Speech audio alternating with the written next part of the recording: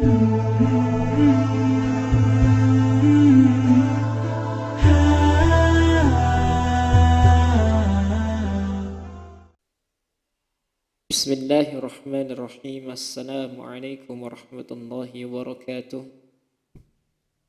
Alhamdulillahi wahdah wassalatu wassalamu ala man la nabiyya wa la rasula ba'dah.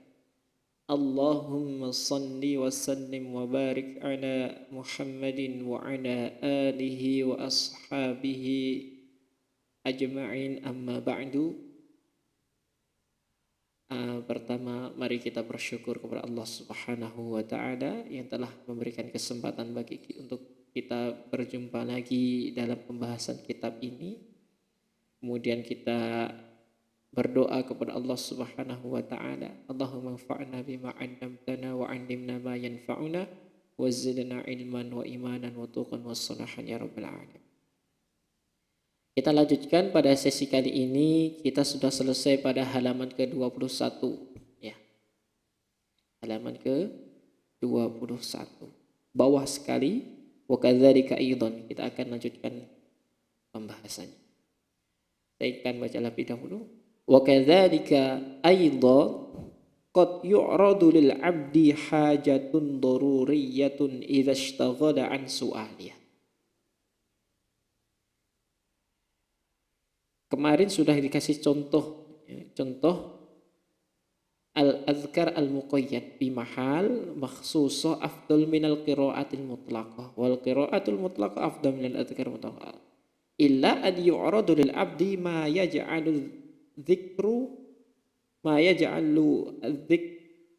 wa du'aan fa'alahu min qiraatil Qur'an, kecuali kalau muncul situasi atau keadaan yang menjadikan seorang hamba tersebut jadikan suatu amalan minat zikir atau doa itu lebih bermanfaat untuknya daripada membaca Al-Quran. Kemudian seperti ketika seseorang itu berpikir atau mendadaburi atau mengingat-ingat dosanya sehingga akan muncul perasaan taubat istighfar. Nah, kemudian wa kadzalika aidan qad yu'radu lil 'abdi hajatun daruriyatun idza istaghala an su'aliha. Bisa jadi suatu saat akan muncul juga pada hajah daruriyah itu keinginan daruriyah keinginan yang mendalam gitu. Idza istaghala an su'aliha, jika seseorang hamba tersebut sudah menyibukkan diri terhadap soal. Misalnya saja ketika kita membaca Al-Quran. Ketika kita membaca Al-Quran, kadang tidak fokus, kadang tidak mentadaburi ayat. Kemudian ketika sampai pada suatu ayat tertentu, kemudian kita mentadaburinya. Dengan apa? Kita sibuk dengan meminta. Sampai pada ayat Taubah, kita sibuk dengan permintaan taubat kepada Allah Subhanahu wa Ta'ala.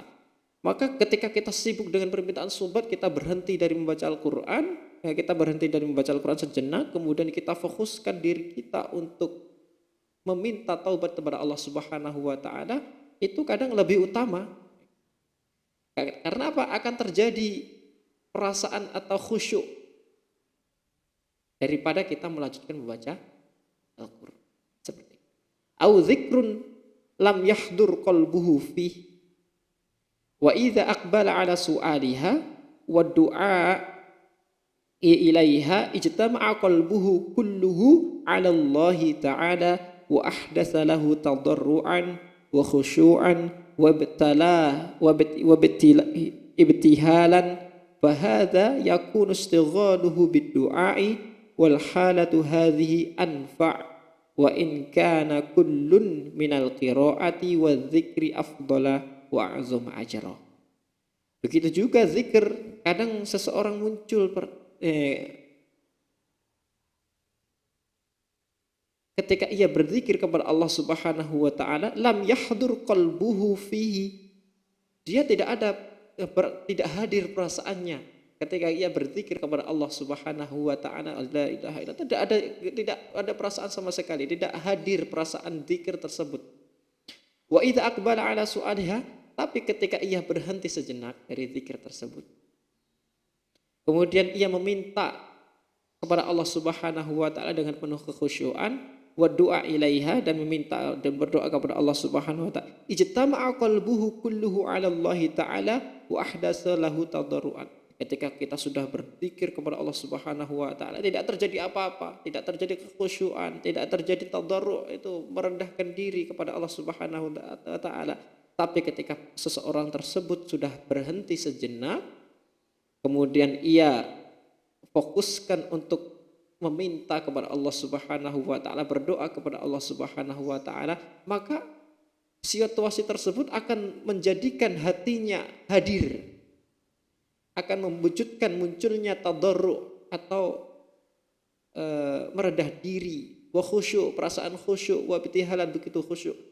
Bahada yakunu istighalu bid-du'a, maka dari itu ketika seseorang tersebut berhentinya tadi dari zikir, kemudian ia memfokuskan dan ia menyibukkan diri untuk berdoa, karena wal halatu hadhihi, dan keadaan seperti ini, anfa, lebih bermanfaat, wa in kana kullun minal qiraati wa dzikri afdal wa a'zama ajran, walaupun semua dari yang namanya membaca Al-Qur'an, zikir, itu lebih afdal dan lebih utama daripada lebih utama pahalanya. Jadi sampai sini pahamnya. Jadi kadang kita ketika membaca Al-Qur'an tidak ada perasaan khusyuk sama sekali. Bagaimana menghadirkan perasaan khusyuk itu? Kemudian ada seseorang yang bisa menghadirkan perasaan khusyuk tersebut dengan memperbanyak doa kepada Allah Subhanahu wa taala, memfokuskan doa kepada Allah Subhanahu wa taala. Ketika berhenti, kemudian ia berdoa kepada Allah Subhanahu wa taala, itu lebih utama. Karena akan terjadi sesuatu kekhusyuan di situ. Begitu juga ketika ia berzikir kepada Allah Subhanahu wa taala, subhanallah, subhanallah, alhamdulillah, la ilaha illallah, Allahu akbar. Tapi tidak ada perasaan sama sekali. Kemudian ia berhenti. Kemudian berdoa kepada Allah Subhanahu wa taala. Ya Allah, kenapa hatiku ini? Berdoa, ya Allah, terangilah hatiku ini. Kemudian ketika ia fokuskan dirinya untuk berdoa kepada Allah Subhanahu wa taala, akan muncul perasaan khusyuk, tadarru' tadi, maka itu lebih utama. Walaupun membaca Al-Qur'an, zikir itu lebih utama daripada berdoa. Paham sampai sini ya? Ini namanya amalan itu, keutamaan amalan tapi tersirat. Keutamaan amalan tapi tersirat. Tidak dilihat keutamaan itu dari amalannya itu, tapi muncul pada suatu saat amalan tersebut lebih utama daripada amalan yang. Walaupun kalau dari segi mata rantai, qiraatul Quran itu lebih utama daripada zikir. Sedangkan zikir itu lebih utama daripada daripada berdoa kepada Allah. Kalau dilihat dari sepintas. Paham ya? Saya lanjutkan. Wa hadza babun nafi'un yahtaju ila fiqhi nafsin wa furqanin baina fadilati syai'i fi nafsihi wa baina fadilatihi al-'aridah fayu'ta kullu dhi haqqin haqqahu wa yudha'u kullu syai'in mawdi'ahu falil 'aini mawdi'un walil rijli mawdi'un walil ma'i mawdi'un walil lahmi mawdi'un wa hifdzul maratibi huwa min tamamil hikmati allati hiya nizamul amri wan nahyi wallahu ta'ala muwaffiq. Jadi wa hadza babun nafi'un, dan ini adalah perkara yang sangat bermanfaat sekali, yahtaju ila fiqhi nafsin, yang membutuhkan pemahaman diri. Kalau kita mau paham seperti ini, kita membutuhkan pemahaman diri kita. Wa furqanin baina fadilati syai'i fi nafsihi wa baina fadilatihi al-'aridah, dan butuh seseorang itu untuk memahami supaya ia bisa membedakan, untuk memahami dalam membedakan di antara fadilat syai' fi nafsihi, di antara keutamaan sesuatu itu ketika dilihat dari amalan tersebut, wa baina fadilatihil aridah, dan dilihat juga dari keutamaan amalan tersebut yang tersirat. Jadi kita perlu pemahaman seperti ini supaya kita bisa beramal seperti itu. Kita perlu pemahaman untuk membedakan kapan kita itu menjadikan amalan ini afdal, lebih afdal. Fa yu'ta kullu dzi haqqin haqqahu, maka dari itu akan terjadi namanya kullu yu'ta, maka akan dikasih semuanya yang memiliki hak itu haknya. Maka ketika kita sudah mempunyai pemahaman seperti itu, maka kita akan bisa menempatkan sesuatu pada tempatnya. Wa yudha'u kullu syai'in mawdi'ahu, itu maka akan bisa ditempatkan sesuatu itu pada tempatnya. Falil aini mawdi'un, maka dari itu mata itu memiliki tempat. Walil rijli mawdi'un, dan kaki itu juga memiliki tempat. Walil ma'i mawdi'un, dan air itu ada tempatnya. Walil lahmi mawdi'un, dan daging itu ada tempatnya.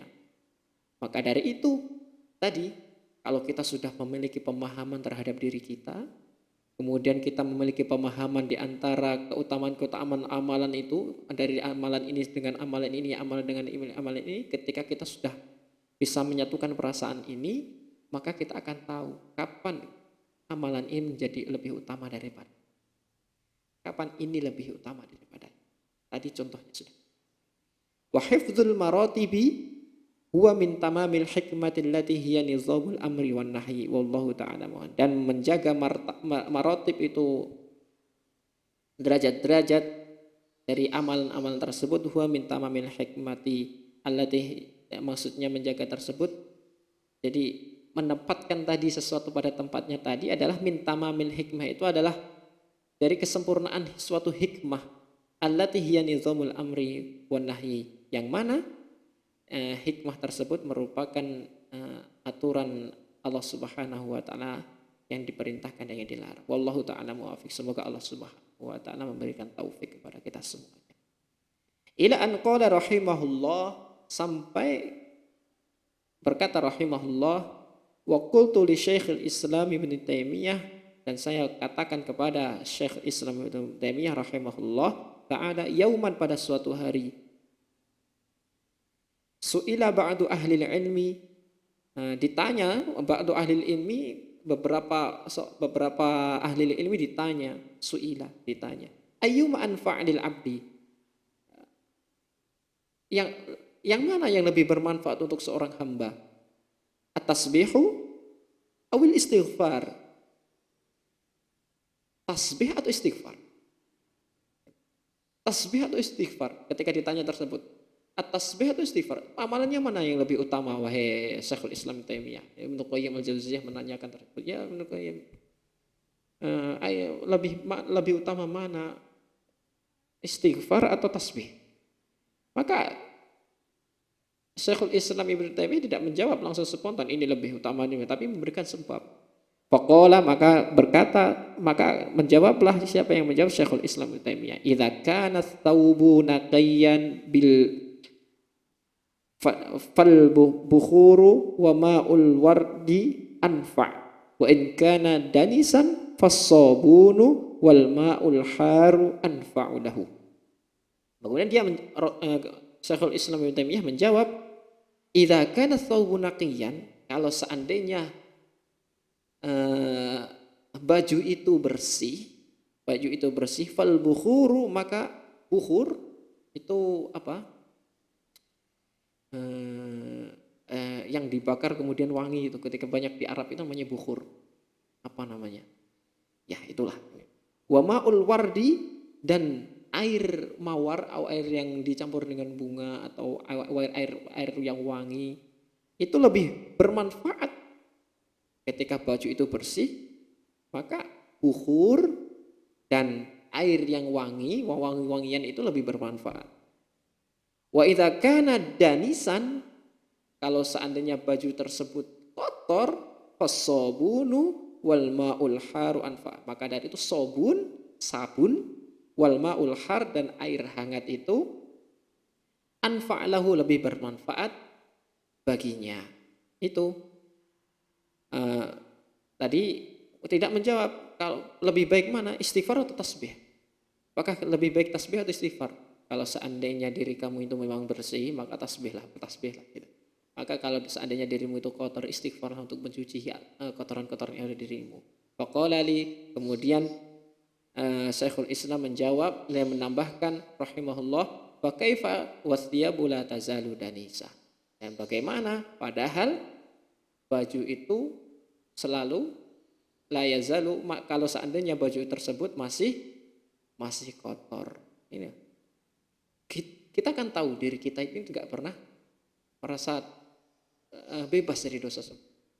Maka dari itu dia sebenarnya lebih menjawab dengan mencondongkan dirinya dengan jawabannya istighfar itu sebenarnya lebih utama. Itu pertemuan kali ini yang dapat kita sampaikan, semoga bermanfaat. Jadi kesimpulannya tadi, amalan tersebut kita akan tahu ketika kita memahami diri kita dan memahami amalan tersebut. Kita butuhnya. Kemudian dari jawaban tersebut kita juga bisa menyimpulkan bahwa ketika ditanya istighfar atau tasbih, kita diri kita butuhnya istighfar atau tasbih. Kalau kita banyak dosa, istighfar. Tasbih juga boleh. Bukan berarti tasbih itu dilarang, tapi tasbih juga oke. Dan manusia itu kadang tidak lupa dari dosa, maka perbanyaklah istighfar. Dan jangan lupa untuk bertasbih. Itu yang dapat kita sampaikan pada sesi kali ini. Nah, kalau ada masukan dan kalau ada pertanyaan untuk disampaikan, dan akhirul kalam. Assalamualaikum warahmatullahi wabarakatuh.